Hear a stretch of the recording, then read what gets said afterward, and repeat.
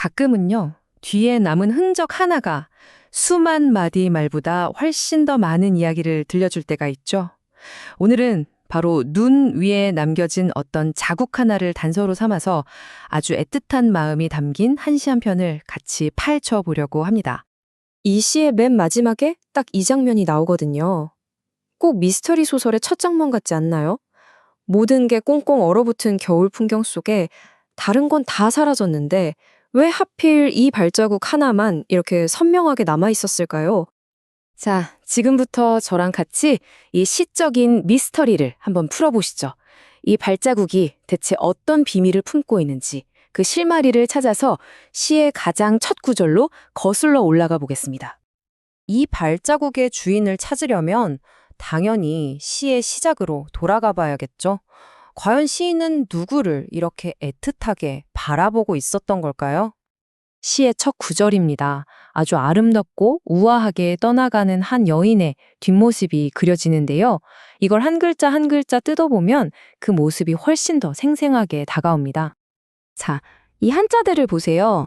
이게 정말 재밌는 게 글자들이 모여서 하나의 그림을 만들어내요. 먼저 능파는 능, 넘을 능, 파, 물결파, 그러니까 물결을 넘는다는 뜻이고요. 라말은 라, 비달라, 말, 버설말, 즉 비단 버선을 의미하죠. 그리고 마지막에 편편이라는 단어는 그 움직임이 나비처럼 얼마나 가볍고 사뿐사뿐한지를 보여주는 의태어예요. 그래서 이걸 전부 이어서 해석하면 바로 이런 뜻이 됩니다. 시인은 그냥 걸어간다라고 하지 않았어요. 마치 물 위를 걷는 소녀처럼 그 여인의 아름다움을 거의 신비로운 경지까지 끌어올려서 표현하고 있는 거죠. 여기서 핵심 포인트는 바로 능파라 말이라는 표현 자체에 있습니다. 이게 그냥 만든 말이 아니고요. 문학적인 장치, 일종의 인용 인셈이죠. 아주 오래전 중국의 유명한 시에 나오는 여신을 묘사한 구절을 빌려온 거예요. 그러니까 시인은 지금 내가 보고 있는 저 여인은 거의 여신과 같아 라고 말하고 있는 겁니다. 그 마음이 얼마나 순수하고 지극한지 느껴지시죠? 그런데 이렇게 아름다운 모습이 나타나는가 싶더니 바로 그 순간 그녀가 사라져버립니다. 시인에게는 정말 갑작스러운 상실감이 찾아온 거죠. 바로 두 번째 구절입니다. 이별과 단절의 순간을 아주 명확하게 보여주는 부분이에요.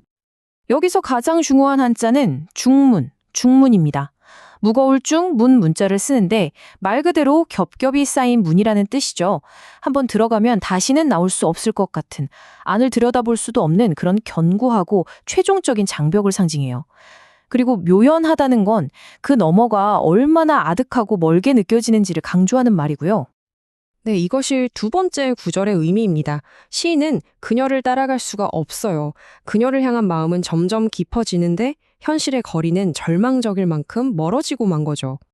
자, 이제 다시 우리가 출발했던 그 지점, 발자국이 있던 풍경으로 돌아와서 이 시의 진짜 속마음을 한번 파헤쳐 보겠습니다. 세 번째 구절입니다. 여기서 시인의 시선이 떠나간 여인에게서 그녀가 남기고 간 세상으로 확 옮겨와요. 이 구절에 시 전체를 관통하는 핵심 열쇠가 숨어 있습니다. 이 슬라이드를 한번 보세요. 결정적인 단서가 보이지 않나요? 바로 잔설, 즉 남을 짠 눈설, 녹지 않고 남아있는 눈이라는 뜻이죠. 그리고 다정, 마늘다, 뜻정, 정이 많다는 표현입니다. 아니 근데 왜 하필 눈한테 정이 많다고 했을까요? 바로 시인이 자신의 감정을 이 자연물, 눈에다가 이입하고 있는 겁니다. 그리고 드디어 마지막 네 번째 구절입니다. 우리가 처음부터 계속 이야기했던 그 발자국이 등장하면서 미스터리의 마지막 조각이 딱 맞춰집니다. 격흐는 남학신 자국을 뜻하고요. 유인은 머무를 유, 도장인 자를 써서 마치 도장을 찍은 것처럼 선명하게 남아있다는 뜻이에요. 이 물리적인 새겨진 흔적이 바로 우리가 풀어야 할 수수께끼의 답이었던 거죠. 그리고 이게 바로 이 시의 정말 놀라운 반전입니다. 정이 많은 남은 눈, 즉 다정잔설은 다름 아닌 시인 자신의 마음을 상징하는 거였어요. 그녀는 떠나갔지만 식지 않고 녹아 없어지지 않는 자신의 그리운 마음이 바로 저 눈이라는 거죠. 그리고 그 마음 위에는 그녀의 기억, 바로 그 발자국이 도장처럼 선명하게 찍혀 있다는 겁니다. 정말 아름다운 비유 아닌가요? 이 시가 우리에게 주는 감동은 단순히 표현이 아름답다는 데서 그치지 않습니다. 이 멋진 시적인 발견 속에는 우리 모두의 삶에 적용될 수 있는 아주 깊은 지혜가 담겨 있어요. 결국 이 시가 말하고 싶은 건 바로 이거예요. 차가운 눈이 발자국을 사라지지 않게 보존해줬듯이 역설적으로 우리의 뜨거운 마음 또한 그리움이라는 온도로 소중한 기억을 영원히 붙잡아둔다는 거죠. 몸은 멀리 떨어져 있을지 몰라도 마음속에 한번 새겨진 흔적은 절대 결코 지워지지 않는다는 겁니다. 잠시 한번 생각해 보세요.